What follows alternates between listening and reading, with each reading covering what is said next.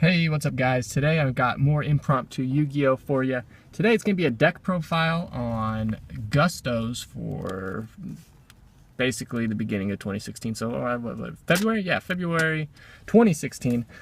Because it's impromptu, I don't have my full extra deck. I usually have my extra deck in my binder because it looks pretty. So there'll be a couple cards missing. I'll go over those whenever I get to them. Plus I got the whole side deck.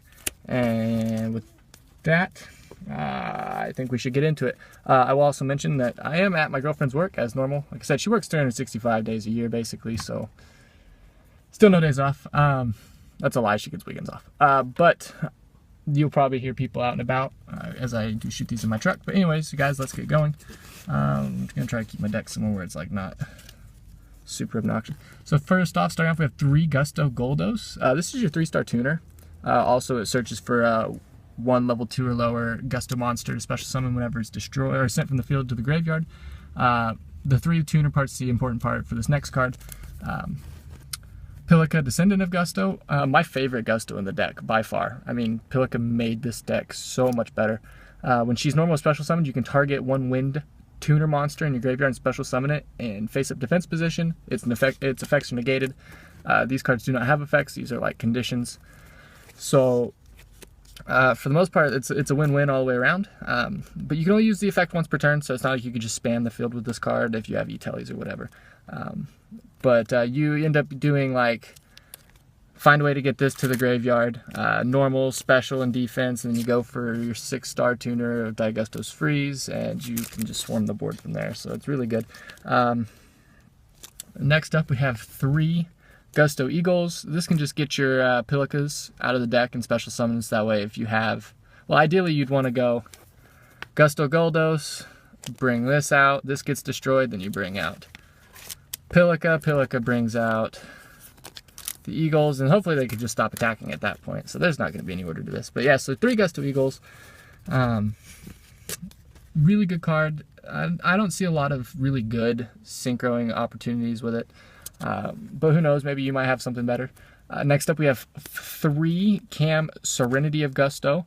This is your recycling draw power engine. Basically, once per turn, you shuffle 2 Gusto monsters from your graveyard into the main deck and draw 1 card.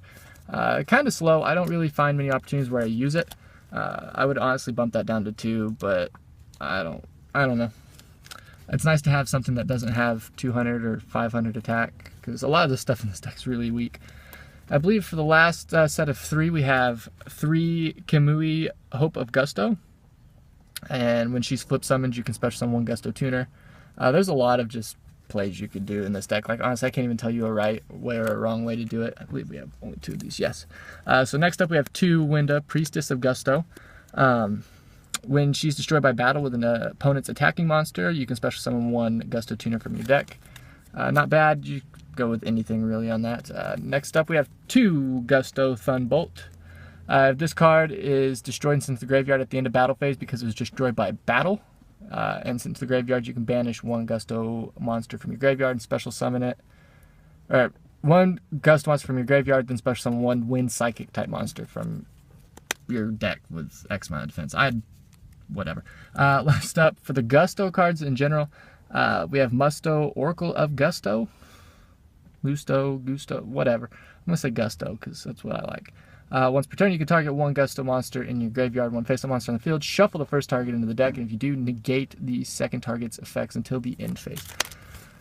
Again, it's more of kind of just, it's a 4-star utility monster. I don't use it for its effect. I use it if I need synchro options. For the most part, it's not hard to get tuners out of the graveyard in this deck. Literally just takes an E-Telly or a Pilica, and you can... endless possibilities. And I think the last 2 monsters, we have 2 Effect Veilers. Literally, I shouldn't even have to explain it, just effect negation. With Pepe being hit, it's a little bit more usable. So, anyways, that was it for the monsters. I don't know the exact count on the monsters. I guess I could put an annotation on screen or something. But next up, we have 3 Emergency Teleports. I was able to pull all these before they went up in price. I got really lucky. I pulled them all whenever the set came out. But special summon 1 level 3 or lower psychic type monster from your hand or deck, but banish it during the end phase. So basically, you're going to go every single time, if you can, you're going to go for Pilica, and that's whenever you can get your combos off with Gusto Goldos to get your 6-star Synchro Daigustos Freeze out. Pretty dirty stuff. Next up, 2 Upstart Goblins, just typical draw power. Next up after that, we have 2 Miracle Synchro Fusions. This card is pretty great. I love Ultimate Axon Kicker, so this card is amazing. Plus it has a second effect, which doesn't get used very often, but sometimes you can bait your opponent into destroying it when it's set. But I'll read it. Remove from play from your side of the field or your graveyard the fusion materials or your graveyard, the fusion material monsters listed on a fusion monster card that lists a synchro monster's fusion material monster, and special summon that fusion monster from the extra deck. That's just treated as a fusion summon. If this set card is destroyed by your opponent's card effect and sent to the graveyard, you can draw a card. That was a mouthful. So yeah, you would basically get a tuner out if it gets sent to the graveyard, or even if you just, did I say tuner? You just get any of your psychic synchros out. And if you decide you want to go for something bigger, you can activate that. If you have, I believe, just another psychic type monster in your graveyard, you can banish both and bring out Ultimate Axon Kicker. He's pretty dirty. I'll go over him in a little bit, but definitely a fun card to pull out. Did I mess this up? Oh, I did. I suck. Okay, so we got 2 Twin Twisters. It's pretty obvious. Popping Pendulum Scales is pretty big nowadays. Next up, then we got 2 Contact with Gusto. Target 2 Gusto monsters in your graveyard, 1 card your opponent controls. Shuffle both targets into the graveyard, into the deck, and then destroy your opponent's target. So that's not bad. And then 1 MST to go with those Twin Twisters. You get 5 back row pops. I feel like that's a good amount. Obviously, there's other cards that you could use. I'm talking like more specific back row stuff. Next up, we got 1 Quill Pin of Goldos. Target 2 win monsters in your graveyard, 1 card on the field. Shuffle both those first 2 targets into the deck and return the other to the hand. Sometimes it's not a bad idea to target one of your own monsters. Like if you E-Tail lead for a Pilica, you can use this card to get it back to hand so you don't lose it. Not a bad, because there's sometimes you don't have a target for Pilica yet, and so that's a good card to get that back into the hand. And last up for spells, we have 1 Regeki, just kind of standard stuff here. All right, going into traps, there's not many of them. Is there 3 of these? Yes, we have 3 Fiendish Chains, effect negations, pretty big in the game right now. I believe we only have 1 of each. No, okay, here we go. 2 Mirror Forces. Again, kind of just, you can't save yourself and your opponent's trying to go big. Next up we have 1 Anti-Spell Fragrance. I would love to run this at 2. It just would hurt the deck, but I feel like 1's really good. It can stop Magic Specters. There's some people who are trying to run Pay, not Pepe, but Pay, Perform Pals, I think. And so that can slow them down. And then last up for the main deck, we have 1 Blessing for Gusto. Target 2 Gusto monsters in your graveyard, plus a 3rd Gusto monster in your graveyard. Shuffle both of the first 2 targets into your deck, then special summon the 3rd target. So definitely not a bad trap card. So that was it for the main deck. I believe there's like 42 cards. So you're a little over the 40 card minimum. I guess we'll go into the extra deck next. I forgot a lot of the stuff, or some of the stuff, so bear with me on that. But I can go over whatever I'm missing. So first off, 3 Daigustos Freeze. When this card is synchro summoned, you can target 1 Gusto card in your graveyard, add that target to your hand, so you'd actually add Pilica. So that way you could basically go for the same play over and over and over again to get this card out. Because once Pilica's out, you can get Goldos, which is your 3-star tuner, and you can just sync for 6 again. That can be dirty sometimes.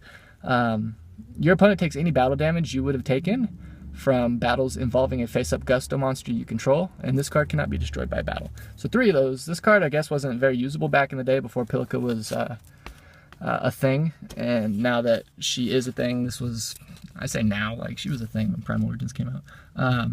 She's just so much, she makes the deck so much better. So going on, anyways, we have 2 Daigusto oh no, I'm messing up, guys, I'm messing up. I'm not going to edit that out. It's a blooper. It's a blooper reel. 2 Daigusto Goldos. Once per turn, shuffle 2 Gusto monsters from your graveyard into the main deck. Target 1 monster your opponent controls and destroy that target. 5-star synchro. I mean, sometimes you need it. Okay, next up, now we got the Daigusto Falcos. This card is just an attack booster. It's honestly a 4-star synchro target for me if I have no other plays. Because honestly, nothing in the deck's going to beat 2,000. Like, honestly, like, that's as high as it's going to get if you're, like, what I'm trying to say is, you're not going to be able to summon anything on a normal basis that without synchroing that's going to be higher than this card's attack, just off of a normal summon.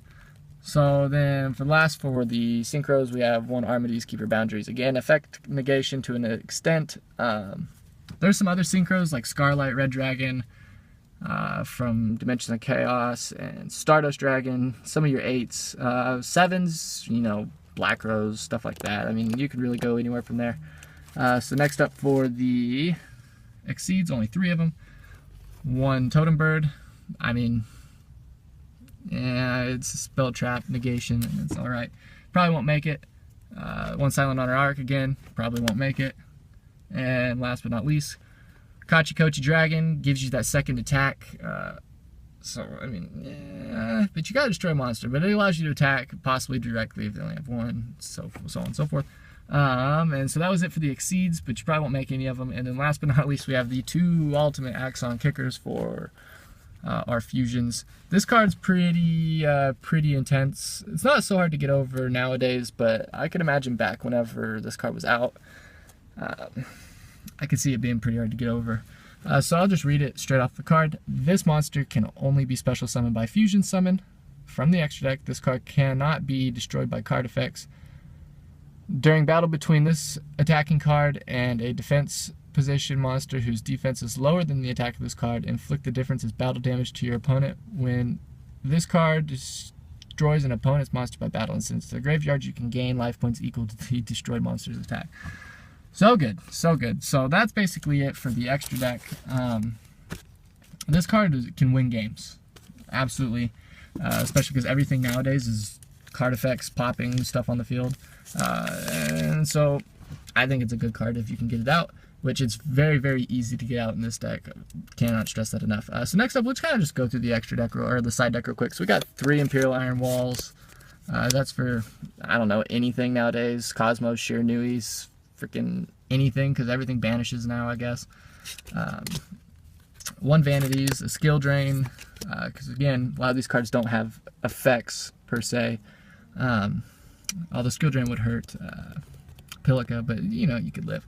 Vengeful Bog Spirit is pretty good. Spell Shattering Arrow, Gravity Bind, Stygian Dirge, just to kind of slow down those extra deck plays. Goes and Match. This was more for these 5 cards in general, the 2 Chain Disappearance and the Goes and Match. This is for Monarchs. If you have a match against Monarchs, these are very good. Obviously, Chain Disappearance to stop the Idea in Idios plays, and then the Goes and Match kind of just keeps them from summoning multiple attributes. With Gustos, for the most part, everything in the main deck is a wind type, so you don't have to worry about it, like wind attribute, and a lot of the stuff in your extra deck too, so it really works to your advantage. And what else was I gonna say? There's gonna be, oh, anyway, so in the deck you got 5 ways of negating effects with the 3 Fiendish Chains and the 2 effect failures. You got the Upstarts and the Pilic, or not the Pilicas, and the Cams. That gives you 5 ways of draw power. I'm not gonna go through the deck that much. You got the E-Tullies as a special summoning engine, and then all of your monsters basically special summoned. So this deck just has a lot of, I wouldn't even say answers to stuff, but it can swarm the field on your opponent's turn, and it could just be annoying for them. So basically the idea behind this is once you get Freeze out, you're going to want to just crash every single card into your opponent, just crash them. And they'll take all the battle damage, and ideally whenever those monsters of yours gets destroyed, you get to bring out more monsters and crash those and bring out more monsters, and you ideally want to OTK them. And so yeah, with the way the meta is set up nowadays, I'm not really good at explaining this, but with the way the meta is set up nowadays, or I should say like 2 weeks ago, it was really fast. You would really require your opponent to open up big for this deck. That's still the case. The meta is still pretty strong in terms of first turn plays. So you really rely on your opponent to open up big. If they could just get 1 monster out that has over 2,000 attack points, you could really do some damage with that. And honestly, everything in the deck is super easy to make. There's obviously some stuff that you could do to change things. Maybe run a few more monsters, because I've had hands where they were kind of just dead. But other than that, guys, yeah, like, comment, subscribe for more. Tell me what you guys think I should add or take out or whatever, or not play, down in the comment section below. And I guess I will see you guys in the next video, whatever it may be. See ya.